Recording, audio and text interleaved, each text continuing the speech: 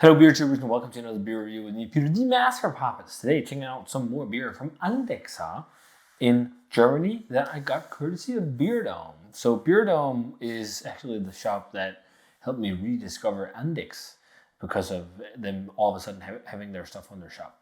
It's a fantastic classic German brewery, and I think they brew some of the best Weizens around. Their Helles was also really nice, but the Weissens and the Weizenbock has really been what stand out to me. But we're trying two lagers from them today. We're trying their Spezial Hell, which is their Festbier, so the Munich variety, not the Märzen variety, but for the Oktoberfest, that kind of type of beer, the actual Festbier, and not the Märzen style, which can be darker and whatnot. So pretty much a stronger Helles lager-ish beer, which already seems similar to a Dortmunder, that's why it's hard with these styles sometimes in terms of classification. And then we got maybe it's a little bit less hoppy and bitter than a Dortmunder. But and then the other one is a Bergbock Hell, which is their Maibock. So the Spezial Hell is 5.9%, the Bergbock is 6.9%. So let's try some Andechser. Let's start out with the the Spezial Hell, the Festbier, sorry. Pretty pale yellow, golden yellow colored beer. Looks like a lager. Whitehead, let's take out the aroma. So it has this vibrancy of fresh grain, just like the Helles. And it's definitely to the malty side. This seems very much like thinking back to some of the big six beers. I did that blind tasting of all the big six beers for Oktoberfest. It's similar to something like that. Very robust malt character. This is probably single decocted or something because there's no color to it really. It's so pale, so they probably didn't put in any specific malts to give that rich flavor. But yeah, it's this rich malty, like melanoidiny, doughy, bready character. A soft grassy hop to it, but it's very light on hops. It's more malt. Let's try it. Cheers. Thanks to Beer Dome for the beers.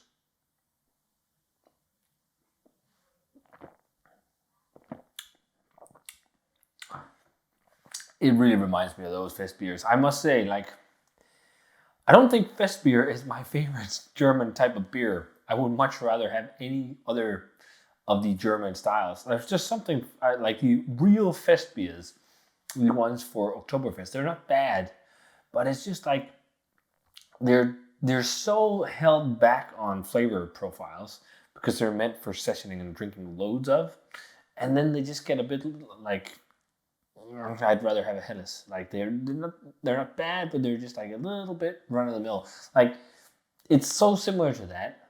It's like rich, but also like very understated and like something you can drink a lot of. But there's definitely a good malt sweetness to this one compared to the ones from the Big Six. It's sweeter than those. Sweet, doughy, bready malt, rich melanoid and heavy malt character, rustic breadiness, slight crackery note, even almost like this weird, a whiff of toffee, but look at the color. It's so pale. I think it's just like melanoid-y breadiness that I'm associating a bit with toffee. Peppery, spicy hops on the back, but nothing major. A little bit of sweet cereal grain, almost like Honey Nut Cheerios or something like that, but with sugar or like cornflake, not cornflakes, but like a cereal grain breakfast cereal with a little sprinkle of sugar on it. It's almost a bit like that. It's a little to the sweeter side for my tastes. And also compared to the Helles, for example. But it's not bad. It's not bad. So let's move on to the Bergbock Hell. So this is the Maibock style. So extra hoppy Bock beer, originally made for the spring season. So pale in color as a Hellebuck should be, and with a good amount of hops. They're both 19 IBUs. So slightly darker, has a slight copper hue to it. Whitehead as well. Let's take a the aroma on this one. So almost in the vein of that, it's just got even richer melanoid and light character. So maybe this is decocted more than once. Very rich breadiness. Rich, heavy breadiness. But it's also like it's definitely not like a darker bread. It's like a paler bread that is really hefty and robust. And I'm just trying to think what it could be. Like it must be like I always say hazelnut loaf, but something like that. But it also just smells like really fresh Munich malt, really. Just like that. Like if you ever smell or eat fresh Munich malt, it has a very distinct character. These beers are all about, like these two are very relying on malt character, especially this one. And then there's a bit of floral, kind of grassy aromatics underneath. Let's try it. Cheers.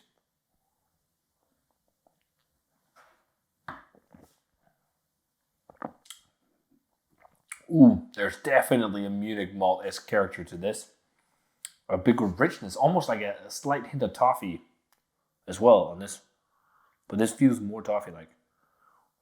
It's like, I'm guessing it's loads, decoction, maybe some Munich and Vienna malt or something like that. Caramel Munich or something. Also substantial sweetness, like more sweet malty with a soft gentle bitterness. These really seem like what like a lot of people associate with the Munich style of brewing a lot of lager, where the hops are dialed back a little bit. It's so funny, like compared to the Franconian way, where there's a touch more hops. I must say, like for pale lager beers, I think Franconia is still my jam. Besides a few select ones, I don't know. Is Augsburg? Where is that? What district of Bavaria is that? I don't know. These seem just like very classic Bavarian lager beers, but they're both a tad to the sweeter side for me personally, and not like they're cloying, but they're just just a tad too sweet for me. It's like this would not be what I would reach for like I would reach for the Helles or their Weizens so far.